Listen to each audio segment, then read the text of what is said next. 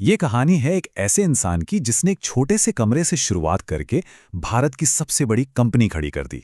जी हाँ, हम बात कर रहे हैं धीरूभाई अंबानी की। एक ऐसा नाम जो आज भी हिम्मत और बड़ी सोच का दूसरा नाम माना जाता है।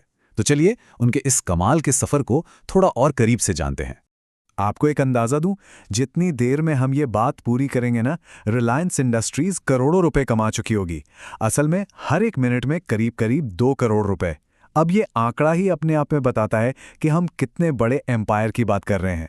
लेकिन सबसे बड़ा सवाल तो यही उठता है कि एक स्कूल टीचर का बेटा, जिसके पास ना तो पैसा था ना ही कोई बड़े कॉन्टैक्ट्स, उसने ये सब आखिर किया कैसे? बस इसी सवाल का जवाब आज हम ढूंढने की कोशिश करेंगे। तो कहानी शुरू होती है गुजरात के एक छोटे से गांव चोरवाड़ से। एक स्कूल टीचर के घर धीरूभाई का जन्म हुआ।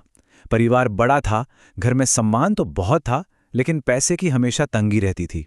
पर कहते हैं ना, गरीबी उनकी बड़ी सोच को कभी रोक नहीं पाई। सोचिए, सिर्फ 14 साल की उम्र में उन्होंने एक स्टूडेंट ऑर्गेनाइजेशन बना लिया और आज़ादी के आंदोलन में भी शामिल हो गए। फिर 16 की उम्र में मैट्रिक पास की और जैसा उस जमाने में कई गुजराती करते थे, अपनी किस्मत बनाने के लिए जहाज पकड़कर निकल पड़े अदन। तो अदन पहुंच के पहली नौकरी मिली एक पेट्रोल पंप पर, ए बेसे एंड कंपनी में। और उनके बॉस ने तभी भांप लिया था कि इस लड़के में कुछ तो खास है। वो कहते थे कि इसके चलने के अंदाज में ही एक अलग तेजी है, एक जल्दी है कहीं पहुंचने की। और यहीं पर धीरूभाई का बिजनेस वाला तेज दिमाग चला। उन्होंने एक कमाल की चीज नोटिस की कि येमेनी रियाल के सिक्के में जो चांदी लगी है, उसकी कीमत सिक्के की असली वैल्यू से ज्यादा है। बस फिर क्या था, उन्होंने सिक्के खरीदे, उन्हें पिघलाया और चांदी को लंदन के बाजार में बेच दिया और सिर्फ 3 महीनों में लाखों का मुनाफा कमा लिया। अब साल था 1958। अदन में 10 साल हो चुके थे। बेटे मुकेश का जन्म भी हो चुका था। 26 साल के धीरूभाई को अब ये समझ आ गया था कि भाई, दूसरों के लिए बहुत काम कर लिया, अब वक्त है अपना खुद का एम्पायर खड़ा करने का। तो वो भारत वापस आए और बॉम्बे में अपने कजिन चंपकलाल दमानी के साथ मिलकर शुरू की रिलायंस कमर्शियल कॉर्पोरेशन। ऑफिस कैसा था? बस 350 स्क्वायर फुट का एक कमरा, जिसमें एक टेबल, एक फोन और 3 कुर्सियां थीं। यहीं से शुरुआत हुई। पर दिक्कत ये थी कि दोनों पार्टनर की सोच बिल्कुल जमीन आसमान जैसी थी। धीरूभाई वो थे एक एग्रेसिव रिस्क टेकर। उन्हें लगता था कि माल जमा करो, आगे कीमतें बढ़ेंगी तो बेचेंगे। वहीं चंपकलाल वो सेफ खेलने वालों में से थे। वो इतनी बड़ी इन्वेंट्री देखकर ही घबरा जाते थे। और बस इसी सोच के फर्क ने 1965 में दोनों की राहें अलग कर दीं। अब अकेले धीरूभाई ने मार्केट में एक बड़ी जरूरत को पहचाना, सिंथेटिक धागे की जबरदस्त डिमांड। पर उस जमाने में था लाइसेंस राज, मतलब इंपोर्ट पर सरकार का सख्त कंट्रोल था। तो धीरूभाई ने सिस्टम में ही एक रास्ता निकाल लिया। REP लाइसेंस, जो टेक्सटाइल एक्सपोर्टर्स को मिलते थे, वो उनसे उनके बचे हुए लाइसेंस खरीद लेते थे और इस तरह उन्होंने सिंथेटिक धागे के इंपोर्ट पर अपनी पकड़ बना ली। लेकिन धीरूभाई सिर्फ धागे के सप्लायर बनकर नहीं रहना चाहते थे। उनका विजन बड़ा था। उन्होंने गुजरात के नरोदा में अपनी फैक्ट्री डाली और एक ऐसा ब्रांड खड़ा किया जो आज भी लोगों को याद है, विमल। टैगलाइन थी ओनली विमल। और इसे एक प्रीमियम ब्रांड की तरह मार्केट किया, लेकिन आम लोगों के लिए। सोचिए, उस जमाने में हर साल 1 करोड़ रुपए सिर्फ एडवर्टाइजिंग पर खर्च किए और पूरे देश में 400 दुकानें खोल दी। फिर आया साल 1977 और धीरूभाई ने एक ऐसा दाव खेला जिसने इंडियन स्टॉक मार्केट का चेहरा ही बदल दिया। वो लाए रिलायंस का IPO। लेकिन ये सिर्फ बड़े बड़े अमीरों के लिए नहीं था, ये था भारत के मिडिल क्लास के लिए, आम आदमी के लिए। और हुआ क्या? IPO 7 गुना ज्यादा भर गया। ये पहली बार था जब आम लोगों ने, छोटे इन्वेस्टर्स ने शेयर मार्केट से इतनी बड़ी वेल्थ बनाई थी। पर कहते हैं ना, जब आप बड़े बनते हैं तो आपके दुश्मन भी बड़े हो जाते हैं।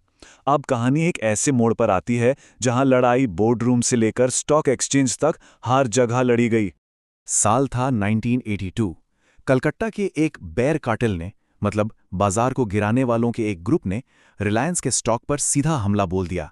उनका प्लान सिंपल था, शॉर्ट सेलिंग करो, शेयर की कीमत गिराओ और पैसा कमाओ। और उन्होंने शुरू भी कर दिया। धड़ाधड़ रिलायंस के 3.5 लाख शेयर बेच डाले। नतीजा, सिर्फ आधे घंटे में शेयर 131 रुपए से लुढ़क कर 21 पर आ गया। लग रहा था कि भाई, बेयर्स की तो जीत पक्की है। लेकिन तभी कुछ ऐसा हुआ जिसकी किसी ने कल्पना भी नहीं की थी। मार्केट में अचानक कुछ रहस्यमयी खरीदार आ गए, वेस्ट एशिया से। और उन्होंने बेयर्स का बेचा हुआ एक एक शेयर खरीदना शुरू कर दिया। मतलब उन्होंने कीमत को गिरने से ही रोक दिया। और इसका असर देखिए, महीने के आखिर तक रिलायंस का शेयर गिरा नहीं बल्कि उल्टा चढ़कर 201 रुपए पे पहुंच गया। वो जो बेयर कार्टेल था वो पूरी तरह तबाह हो गया। और इस एक जीत ने धीरू भाई को छोटे इन्वेस्टर्स का हीरो बना दिया, एक लेजेंड। पर धीरू भाई की लड़ाइयां सिर्फ स्टॉक मार्केट तक ही सीमित नहीं थीं।